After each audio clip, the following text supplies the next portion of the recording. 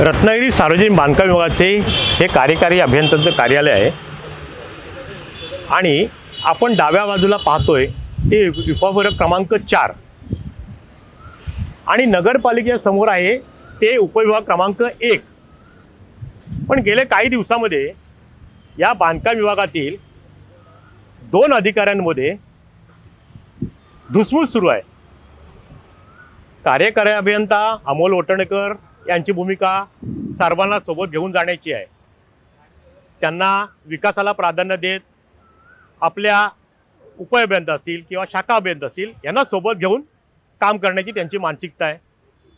पण गेले काही वर्ष या बांधकाम विभागामध्ये असलेले आणि एक जनकच म्हटलं तरी चालेल ते उपअभियंता जनक धोत्रेकर हे कार्यभार पाहतात उपविभाग क्रमांक 1 चा। पण रत्नागिरी, लांजा, राजापूर, संगमेश्वर ह्या 4 तालुक्याचा कारभार या कार्यकारी अभियंत्यांच्या कार्यालयातून चालतो। या ठिकाणी त्या ठिकाणचे डेप्युटी इंजिनियर आपापल्या कामासाठी ह्याच कार्यालयात येतात। पण गेले काही दिवस असं काय घडलंय की कुठल्या कामावरून केलेल्या कामाचे पैसे द्यायचेत न द्यायचेत यावरून उपअभियंता जनक धोत्रेकर सहसा या कार्यकारी अभियंत्यांच्या कार्यालयात येत नाहीत।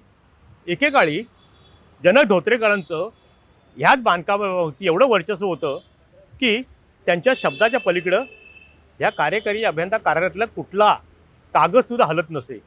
मग आज असं काय झालंय की जनक धोत्रेकरांना कार्यकारी अभियंता कार्यालयात यावंसं वाटत नाही किंवा कार्यकारी अभियंता अमोल वटणेकरांची भूमिका ही योग्य आहे की जनक धोत्रेकरांची भूमिका योग्य आहे, नेमकं कोणाचं काय चुकतंय। पण एकंदरीत कारभार बघितला तर अमोल वटणेकरांची भूमिका ही सर्वांना सोबत घेऊन जाण्याची आहे। मग कुठल्या वैद्यकीय महाविद्यालयाच्या एका कामावरून या दोघांमध्ये धुसफूस आहे त्याचं उत्तर मात्र अद्याप मिळालं नाही आहे। पण एकंदरीत ही चर्चा गेले 5 ते 6 महिने बांधकाम विभागात सुरू आहे। आता नेमकं कोणाचं काय चुकतंय आणि कोणाचं चुकलंय ह्याचं उत्तर येत्या काळातच मिळणार आहे। टाइम डिले करता किशोर मोरेसह शुभम पवार, रत्नागिरी। टाइम्स डिजिटलला लाईक करा, शेअर करा, सबस्क्राइब करा आणि बेल आयकॉन दाबायला विसरू नका। Times digital.